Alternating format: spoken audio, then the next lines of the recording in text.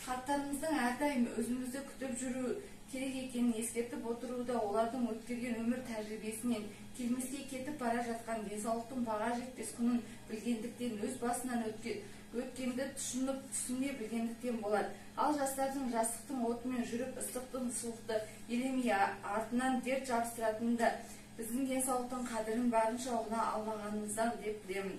Сол себепті балаларға бала күннен денсаулықтың маңызы мен өзін-өзі күтінуді үйрету керек. Адамның өміріндегі ең үлкен құндылықтың бірі. Бізді ештеңе мазаламай, еш жеріміз ауырмай тұрғанда дүниені төңкеруге, маңызды шаруалармен айналысуға дайынбыз. Ал ауру келсе, ештеңеге зауқымыз соқпай, өмірдің мәні кеткендей болады. Шынында денсаулықпен проблема болмағанда бұл туралы ойланбаймыз. Ал қалай ауру келеді, бар шаруа шекте сырылып, денсаулықтың ең бірінші орынға шығады. Қай жерің ауырса, жаның сол жерде. Денсаулыққа көп факторлар әсер ететіні белгілі.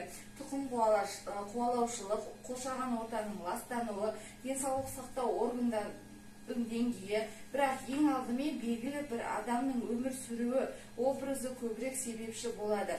Денсаулықты бала кезден сақтаған жөн, өйткені ауырып ем іздегенше ауырмайтын жол ізде деген әлде қайда оңай тиімді. Бүгінгі таңда денсаулықты құртатын тағы бір себеп артық салмақ не салмақтың жеткіліксіздігі. Артық салмақтардың көбінде қант диабеті, артрит, жүрек қан тамыр аурулары мен ауруы ықтималдығы жоғары. Яғни деннің сау болуы үшін дұрыс тамақтанудың орны маңызды. Дана халқымыз ауру астан деп бекер